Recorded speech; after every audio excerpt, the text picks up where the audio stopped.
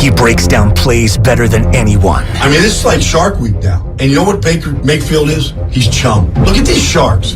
You think you're getting away from those 4 angry sharks? It's Shark Week. It's time to eat. Make the read urgency. That's the name of the game right here. Urgency. Now, on it. He's on it. Touchdown. Beautiful throw. He's our 95.7 The Game NFL insider, Brian Baldinger. And he's in rare form today. He's got the green T-shirt on. He's got the bed daddy. He's sipping coffee. He's breaking it down better than anybody out there at Baldy NFL on Twitter.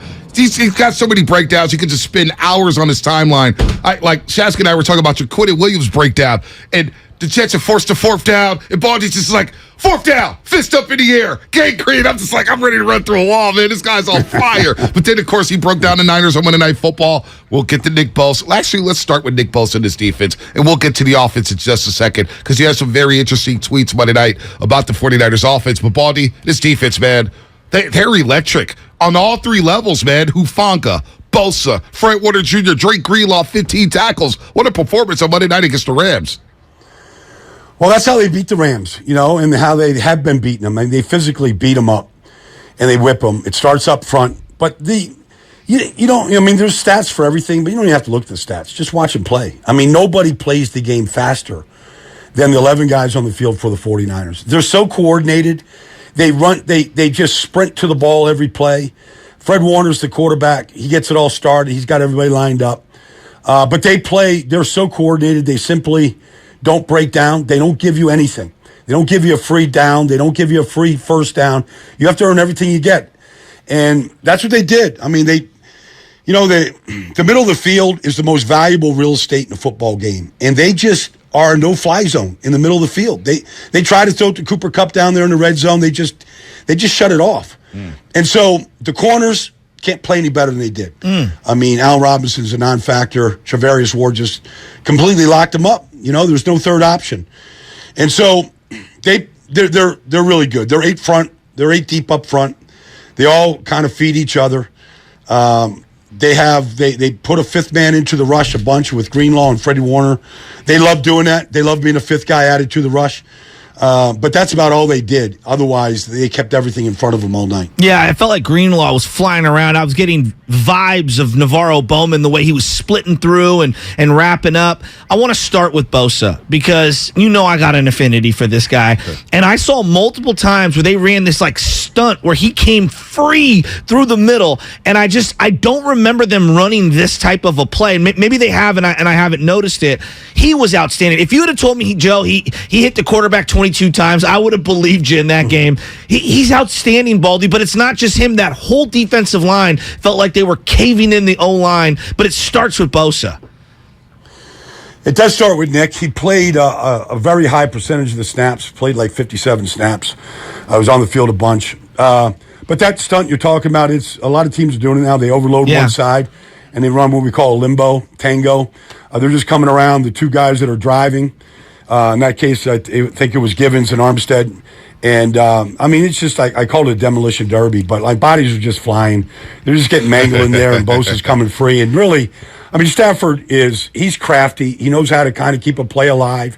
He's not going to run away from anybody. He took his share of shots that night, kept kind of firing. But it does start with Nick. He's just a relentless player. He looks like a jetliner taking off. He's got a flat back. You could put a grand piano on it. He'd walk right up, 20 flights of stairs. Like that type of leverage. I don't care if you're Joseph Noteboom, Havenstein, but pick a tackle. Like, you're going to have a hard time stopping him from crushing the pocket. Brian Baldinger here on the Morning Roast on 95.7 The Game. Joins us usually every single Tuesday at 7:30, but this week with Monday Night Football, we moved him to Wednesday. Speaking of the defense here, DeMeco Ryans. And I know a lot of NFL teams like to hire offensive-minded coaches.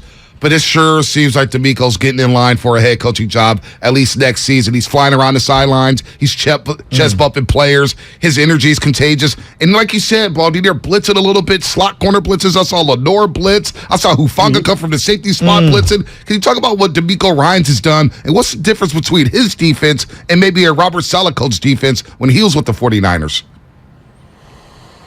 Well, I think this defense is better. I think it's better personnel. Dre Greenlaw is now a full-time starter, and his speed is noticeable. Freddie Warner, I'm just going to knock on wood right now, guys. I mean, I've never seen him miss a game. And that goes back, he told me he never missed a game in high school, never missed a game at BYU, he's never missed a game with the 49ers. Wow. Like, his ability to line up and play every single game is, you can't, it's like, it's like your quarterback. You want your quarterback just to be there every single week. Your middle linebacker is there every week. It's the same thing. Like, he's got them all coordinated. He's actually pointing in the middle of plays as, Cooper Kupp comes in motion. He's telling everybody where it's going. Like, he already knows where it's going. He already knows what the play is because you know the formation, you know the play. Know the formation, you know the play. It's like, it's like learning the alphabet. It's once you get it, you got it. Like, you're just never going to forget it, forwards or backwards. So, like, it starts there, but then what Hufanga is doing right now is ridiculous. Like, because they just play the game so fast. There's no blinking. There's no, sometimes you always say, well, indecision leads to, big plays. Well, there's no indecision. And that falls directly on D'Amico Ryans.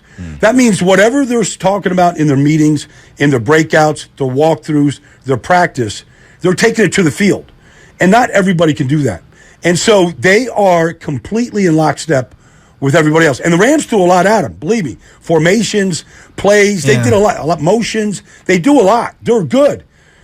And they just, keep that team out of the end zone. That's an accomplishment. Yeah, you bring up Hufanga there, and he's just so intoxicating to watch because he's moving all around and he times the blitz. Even though he doesn't get home on the blitz, you just see the speed, and everyone's going to point to the interception. And I'll let you break that one down because that was an unbelievable play by him. There was a play earlier, and Bosa almost got a sack. Stafford stepped up. He wanted to throw to Cooper Kupp multiple times, and Hufanga kind of read the play and just got right in front of the passing lane and forced Stafford to kind of throw it out of bounds. There was no angle to throw it. And I thought, man, that's a hell of a play right there. That maybe doesn't show up as an interception or a blown up tackle. Just an instinctual play where he saw the play developing. He is developing in front of our eyes. How good is this kid? Well, you said the word instincts, Joe. So a lot of guys have some instincts for the ball and for where plays are going. And sometimes they trust them and they become really good players. And then sometimes coaches take that out of them because they're not disciplined, they're not doing this, they're not in the right area. Ed Reed's the greatest free safety we've ever seen. But Fred, to Baltimore's credit, Rex Ryan, guys that coached him, they let him just play with his instincts. And he might be completely out of the play sometimes, but the instincts won for you. And I think when I watch Hufanga, I feel like his instincts, you have to let him go. Even if he makes a mistake, people are comparing him to Polamalu, and that's fine. Yeah. But Polamalu had that. You go, how can he be leaping over the offensive line to make the tackle and still be responsible for the back third? How can you do that? You have to let these guys go. The interception is, here comes Tyler Higbee in motion. All right. And he's basically coming there to get set. It's man coverage. So Hufanga goes with them. He drops down. And Hufanga reads the angle that Tyler Higbee is going to pick for Cooper Kupp because the play's for Kupp. So he sees the angle. He knows it's not a route. It's not a wheel. It's not one of these type of double moves or anything like that. He knows he's doing one thing, and that's to go pick for Cooper. And as soon as he did it, he just trusts his instincts. Now, if he runs a wheel, there's nobody covering a wheel. You know what I mean? You're going to get burned, and the Rams are going to be tying the game up at that point. But his instinct said it's not a wheel. It's a pick. And that's why he jumped it. And then the other part of anybody that has good ball skills is they have unbelievably fast eyes. They locate the ball fast, like a great hitter. They can see the spin of the ball. They recognize the ball, and their eyes are on it. And then their hands follow. So quick eyes, fast hands. That's what you see from that play. Yeah, Hufango's playing at a high level right now. Should get consideration for Defensive Player of the Month in the NFC. Brian Baldinger here on the Morning Rush on 95.7 The Game. Let's go over to the offensive side of the football. Look, they did enough to win the football game. Did not turn the ball over. Not a lot of penalties. It kept Jimmy Garoppolo upright for the most part. But you had a tweet about George Kittle that we all find intriguing, Baldy. You tweeted out Monday night, do they even call plays for George Kittle? And you look at his last 8 games, 21 catches, 220 yards, 1 touchdown in the last 8 for George Kittle, one of the best, what we think, tight ends in all of football. What are you seeing on film? Is George Kittle blocking? Are they not designing plays? Is it on the quarterback? We're trying to figure out this mystery on why number 85 is not touching the rock. Well, the first half, he wasn't involved in one single pass. I mean, he was basically the extra blocker, whether it was on some kind of a hit screen where he's just going out there to pick somebody, whether it was staying in to protect with the tackle, whether it's McKivitz or Moore. He was just a blocker for the most part. I feel like this is just me. I don't know what happened at halftime. I feel like at halftime, Kyle said to him, "We're going to call your number here." And second play of the half, they called his number on Lil Curl, 20 yards, first down. The thing, and what I kind of get, the reason why I did it was, they ran the go route on the outside to Warner, Charlie, and I'm like, and Kittle's blocking, and Warner's running the route, and I'm going, this is backwards. Kittle gets to that ball. He actually gets to that ball with his speed and his burst. Charlie can't. Okay, so why isn't Charlie being the extra guy blocking? Why isn't Kittle running that route? Now, you can say, okay, it's by disguise, and baloney. Let that guy go win. Mm-hmm. Because the one thing about George, and we haven't seen much of it, obviously, he's got, 6 catches? Yeah. Is, his old offense, his old tight end coach told him, he goes, don't ever let one guy bring you down. It was a mentality. Don't go out of bounds, and one guy's not bringing you down. You're too big, you're too explosive, you're too strong. And so we haven't seen that from George, but that's when he set the record for receiving yards by a tight end or, whatever he did that year. It was after the catch. That guy can go just like we saw Debo do the other day. Now, he could do the same thing, but you got to target him. You got to call his number. We see tight ends get targeted all the time. Mo Alley Cox caught 2 touchdown passes. Wow. Jelani Woods caught 2 the week before. I could go through the whole list Kelsey. of tight ends in this league. But you got to call his number. Well, so then Baldy, because I get frustrated because I know he's a great blocker, and I get all that, but I'm paying him to catch the ball as well. So when people say to you, but he's such a great inline blocker, they don't have Trent Williams. He's got to stay in. You played the game. You were an offensive lineman. What's your counter to that? So I asked a coach one time, why his tight ends block like crap? And he goes, because, people can't honor 2 gods. You're either going to be a receiver or you're going to be a blocker. So Travis Kelce blocks a little bit. He gets in the way of some people every once in a while, pointed out. But he's an elite route runner and receiver. But they've got 3 other tight ends that do all the inline blocking when they need that. When they want to finish the game out, 4-minute drill. They got him on the backside. He's not going to get involved. But to George's, to his credit, and why he never really ever seemingly complains about any of this. And it's hard to complain when you whip the Rams like they did and you win the game and, you're back in the winning column. So it's hard to say anything.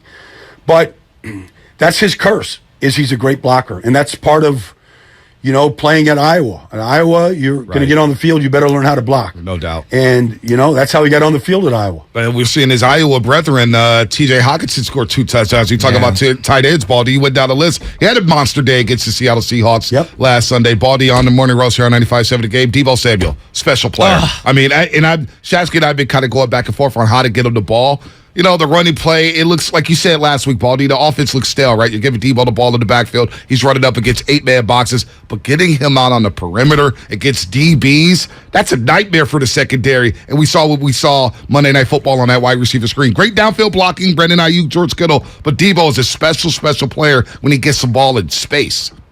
Well, it's a mentality. It's his mentality. It's why we love him. It's why we love watching him. It's like we love every time the ball goes to him, because you never know when you're just going to see some kind of, an Aaron Judge home run on just about, any given play that he touches the ball. That's what you're kind of holding your breath on. And when he started crossing field like that, on the Ventura Freeway, going from the left lane to the right lane, you're like, here he goes. He might do this. You're kind of you're right there in step with them all the way across the way. I don't know what Jalen Ramsey was doing. He's trying to take his shoe off or something, but ran right through that tackle. I mean, it was unbelievable. And look, they didn't have to do a lot when Wilson goes up the middle for that touchdown run, 38 yards, and it was perfectly blocked play and kind of a new play for them. They haven't really showed that much. And, I thought they played really well. These guys, you didn't hear Aaron Donald's name hardly at all.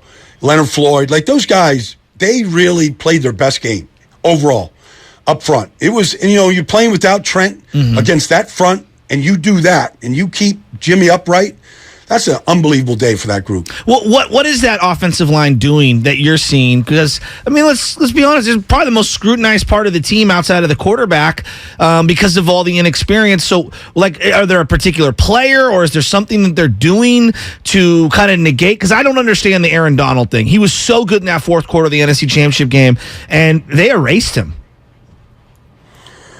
Well, in order to I mean, they had one breakdown up front, which is Spencer mind-boggling. No one touched him. To Jimmy's credit, he got the ball out of his hands, saved the sack, saved intentional grounding. But outside of that, what they did was, in order to defeat Aaron Donald or limit him, you have to do it as a group. It's not one guy. It's never one guy.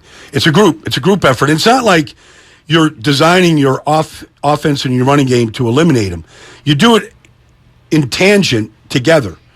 And I thought, watch, and then, guys lined up on him and blocked him. I mean, Banks lined up on him. He blocked him when he had to a couple times and, didn't get beat quickly.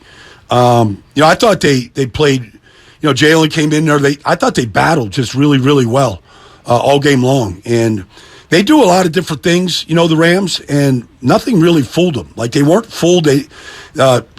Blitzes or fronts and things that they do, because they change up a lot. It's not like it's a static group where they're just a four-man front. Yeah. They do a lot. Like, nothing really confused them. Yeah, we'll get to the Rams, the second matchup, in a little bit later. They play again in a month. Of course, the Niners are going out to Carolina. Then they play Atlanta on the road. Let's look at Carolina, look ahead to them. Baker Mayfield's struggling. That offense is struggling. I still respect their defense, but Carolina seems like they're stuck in mud here. What's going on with the Panthers, and what do the Niners? Obviously, they have to avoid turnovers, but what's the one thing they should be worried about when it comes to the Carolina Panthers this next Sunday? Well, I mean, just that. Like, is Baker going to wake up and ever become Baker? It's like what Jimmy said after the loss last week. Like, I need training camp. I need this. I need, I can't just come off and just the rust is going to be gone. And when you watch Baker, he was hurt at the end of the last year, had no offseason anywhere, gets signed in July, never met some of the guys that he's in the huddle with until they went to training camp. Mm-hmm. And then he's learning a new offense, and everybody's learning a new offense. New offense coordinator, everybody's learning it. And and he had, I think he threw 12 passes in preseason. So, he had no preseason, and now you're playing these games. And, he's really struggling. And the 49ers' job is to make sure they keep struggling. Mm-hmm. Because I've known Baker a long, long time. I remember when he was a walk-on freshman at Texas Tech. And, that guy is a highly, highly competitive kid, and he throws a good deep ball, and you just don't see it yet. And so that's what you got to caution yourself in. You can't, if I was the 49ers, honestly, I'd probably watch very little film this week, because you're going to say, oh, they're not good. And, they beat themselves. And if we just play, you just play halfway decent, they're not going to penetrate. I wouldn't even, mess with it too much. Wow. I would just try to, I wouldn't put any thoughts in my head going across the country that we're going to play a bad football team. Defensively, they have a lot of playmakers. Mm-hmm. I don't know. Number 49 is Frankie Louvu. I know Frankie was with the Jets. He's been bouncing around the league. The guy's a star. Pick 6 last week. They've got players. Brian Burns can make you look bad, real bad. Derek Brown is an immovable object in the middle. I mean, their corners play press man coverage. Their defense coordinator, Snow, that guy can design blitzes with the best of them. They can make you look bad if you're not really sharp. I mean, they're just capable of, that's the NFL. Yeah, there's no doubt about it. When you look at the 49ers in the NFC West, in the NFC as a whole, where do you think they stack up a quarter away through the season? Well, the way this defense is playing right now, Joe, they're the best. They're the best team. They're out front of everybody. Nobody's playing defense like this. Now, can you maintain this for 17 weeks? Can you stay reasonably healthy? All those kind of things that you got to do. It's just hard to score against them. I mean, look, they got kind of a touchdown by Dante Pettis back in that monsoon against Chicago when, that's the type of player, Justin Fields, a guy that can really move, extend plays, Kyler Murray, those guys that can extend plays and break the foundation of your defense down by holding the ball for 4, 5, 6 seconds and then taking a moonshot across the field to somebody that you didn't plaster. Those are the type of plays or players that can hurt this defense. All right, Baldy, where are you going to be next weekend? The fans want to know. I want to know where you at. You were in Vegas last week shaking heads with Josh Jacobs. You gave him the magic touch. He ran all over the Broncos. Yeah, I told him, man. Awesome. I told Max. Max jumped in my back coming out of the tunnel. I said, if you don't get 2 today, I'm not doing any more videos on it. It's like, go get 2. So he took over the second half. I'm in Cleveland. Chargers in Cleveland. Sneaky good game there. Nick Chubb. Yeah, You it get is to good see game. Chubb. Good game. Yeah. Yeah, man. League's best right now. Like, nobody's running the ball like Chubb. Wow, Chubb, and he's you a get to see beast. Justin Herbert, Eckler went in Houston last week. They're trying to get on track, man. Big game. NFL, a lot of parity so far this year. Although I think the Philly Eagles, as you're breaking them down, Baldy, they look good on both sides of the football. Baldy, you look like you're about to go do CrossFit. Yeah, if you're looking on the YouTube chat right now, the guy's got it's like a Technicolored bandana with the lime green shirt. He's about to work out with Lane badass. Johnson. You going down with Lane? I'll be over at Lane's house today. We got power. Like he's at practice today, so I got the whole barn to myself. I can do whatever I want. We'll just crank up ACDC and throw as much iron around as I possibly can handle. Baldy, you're the man. You're the man. Have fun in Cleveland, Ohio, Baldy. We'll talk to you next Tuesday. See you guys. All right, man. The Brian best. Baldy.